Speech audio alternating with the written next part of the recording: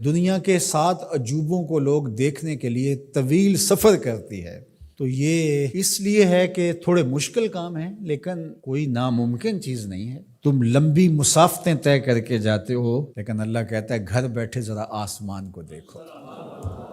1 fit کی tile دنیا کا بڑے سے بڑا معمار بغیر کسی سپورٹ کے یا ستون کے کھڑی نہیں کر سکتا، اتنا بڑا آسمان بغیر ستونوں کے اس نے کھڑا کیا ہوا ہے۔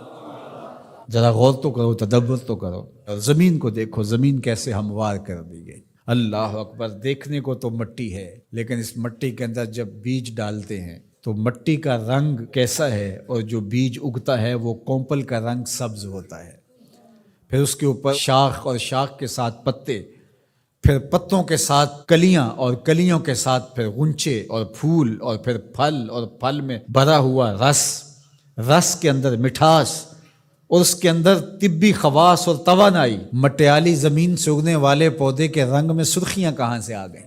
اس کے پتوں میں سبزی کہاں سے آ گئی؟ زمین کو سیلی ہے، لیکن اس سے نکلنے والے پودے کے اندر رس اور مٹھاس کہاں سے آ گئے؟ تم اپنی مٹی کو دیکھو اور آسمان کو دیکھو، کہیں ایک قدم بھی چل کے نہ جاؤ، تم خدا کو ماننے پہ مجبور ہو جاؤ گے۔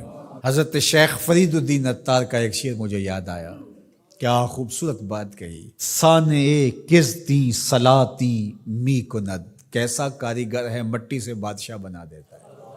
یہ جو زبان بول رہی ہے یہ مٹی سے بنی ہوئی ہے، یہ جو آنکھیں دیکھ رہی ہیں یہ مٹی سے بنی ہوئی ہیں، یہ جو کان سن رہے ہیں یہ مٹی سے بنے ہوئے ہیں، یہ دماغ جو سوچ رہے ہیں اور جو صغرے کبرے ترتیب دے رہے ہیں، جو کہا گیا وہ بھی، جو میں کہنا چاہ رہا ہوں وہ بھی یہاں گھوم رہا ہے، یہ دماغ بھی مٹی کا بنا ہوا ہے۔ یہ سیاہ گھنے بال، یہ خوبصورت چہرہ، یہ رنگوں کی سجی ہوئی دنیا، یہ سب کچھ مٹی، یہ پھول مٹی سے نکلا، یہ انار مٹی سے نکلا۔ انار کے اندر جو پیکنگ ہے یہ مٹی کی بنی ہوئی ہے، اس کے اندر جو رس رکھا ہوا ہے، بھرا ہوا ہے، وہ بھی مٹی سے پیدا ہوا ہے، اس کے اندر مٹھاس بھی مٹی سے آئی۔ کیسا کاریگر ہے جو مٹی سے کبھی انگور بناتا ہے، کبھی کھجور بناتا ہے، کبھی اسی مٹی سے سبزیاں پیدا کرتا ہے، کبھی اسی مٹی سے پھل پیدا کرتا ہے۔ تو یہ مٹی سے اس نے کیا کچھ بنا دیا۔ اگر آپ دیکھ لیجئے یہ پوری کائنات مٹی سے ہی بنی ہے۔ یہ جو خوبصورت میز آپ کو دکھ رہی ہے یہ کہاں سے نکلی؟ یہ درخت سے آئی نہ، درخت کہاں سے نکلا؟ یہ مٹی سے نکلا۔ یہ لوہا کہاں سے نکلا؟ یہ مٹی سے نکلا۔ یہ ستون کہاں سے آیا؟ مٹی سے۔ یہ قالین کہاں سے آیا؟ یہ جو کپاس اگتی ہے اور یہ کپڑے بنتے ہیں یہ کہاں سے آئے؟ آپ بولیں گے مٹی سے۔ اپنے عضو کو دیکھ لیجئے، یہ سب مٹی سے بنے ہیں۔ آپ نظر گھما کر کے دیکھ لیں، آپ کو جو بھی شے نظر آئے گی آپ کو مٹی سے نکلی، زمین سے نکلی ہوئی دکھائی دے گی۔ غور کر لیں، تدبر کر لیں۔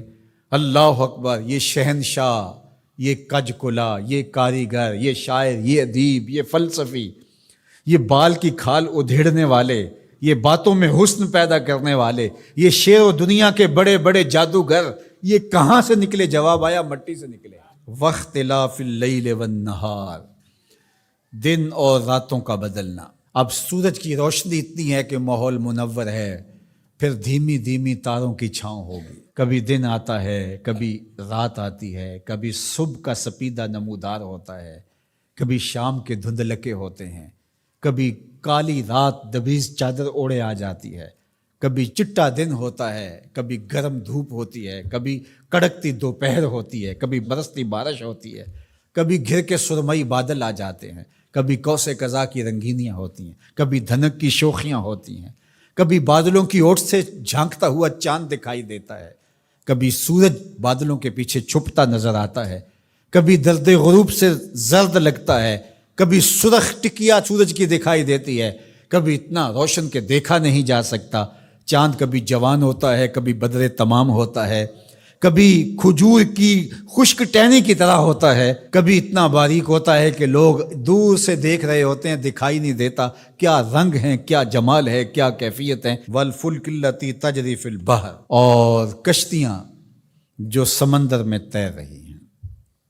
1 فٹ کا لوہا لے کر کے آپ پانی میں پھینکو، ڈوب جائے گا، لیکن ہزاروں ٹن وزن لیے ہوئے اس میں لوہا بھی ہے اور بھی چیزیں ہیں، ایک جہاز پانی میں تیرتا ہوا ایک ساحل سے دوسرے ساحل تک پہنچ جاتا ہے، ڈوبتا نہیں ہے۔ وما انزل اللہ من السماء من ماء، اور آسمان سے بارش برستی ہے، گھر کے بادل آتے ہیں، کبھی بوندا باندی ہوتی ہے، کبھی موسلادھار بارش ہوتی ہے، آسمان سے پانی اترتا ہے، کبھی برف کی شکل میں، کبھی شبنم کی صورت میں، کبھی بارش کی شکل میں، اور پھر کیا ہوتا ہے؟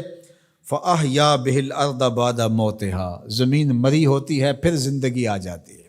یہ جو فیوجی پہاڑ ہے جاپان کے اندر غالباً، یہ سال میں 4 رنگ بدلتا ہے۔ ایک وقت آتا ہے برف سے بالکل سفید ہو جاتا ہے، پھر وقت آتا ہے کہ برف اترتی ہے تو اس کی سیاہی، اس کا رنگ نکھر کے سامنے آتا ہے، پھر اس کے اوپر سبزہ اگتا ہے تو پورا سبز ہو جاتا ہے، اور اس کے اوپر اگنے والے سبز کے اوپر لگنے والے جو پھول ہیں وہ سرخ ہیں، پھر وہ بالکل سرخ ہو جاتا ہے۔ کبھی دیکھیں تو وہ آپ کو سفید چادر اوڑے کوئی لیٹا ہوا دکھائی دیتا ہے، اور کبھی وہ مہیب سیاہ رنگ کا پہاڑ دکھائی دیتا ہے، اور پھر وہ سبزے کی چادر اوڑھ کے ملنگ بن کے بیٹھ جاتا ہے، اور پھر وہ دلہن بن کے سرخ رنگ کا جوڑا پہن کے نیا نظارہ دے رہا ہوتا ہے۔ تو پہاڑ تو ایک ہی ہے لیکن رنگ اس کے کئی ہیں۔ لآیات لقوم یعقلون، اللہ فرماتا ہے یہ نشانیاں ہیں اہل عقل کے لیے، اگر وہ تدبر کریں، غور کریں، تفکر کریں۔ جب کوئل کی آواز آتی ہے تو اس کے لہجے کے اندر یہ درد کس نے رکھا ہے؟ جب بادل گھومتے ہیں اور پانی لے کر کے ٹنوں کے حساب سے گھوم رہے ہوتے ہیں تو یہ کس نے سہار رکھا ہے ان کو؟ یہ آسمان بغیر ستون کے کیسے کھڑے ہیں؟ یہ زمین سے سبزے کیسے اگتے ہیں؟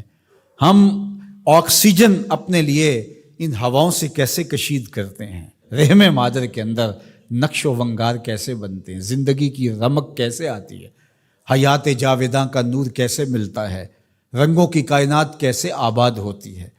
بچپن سے لڑکپن، لڑکپن سے جوانی، جوانی سے بڑھاپا، اللہ اکبر، اسی کی شانیں ہیں۔ تو کہا گیا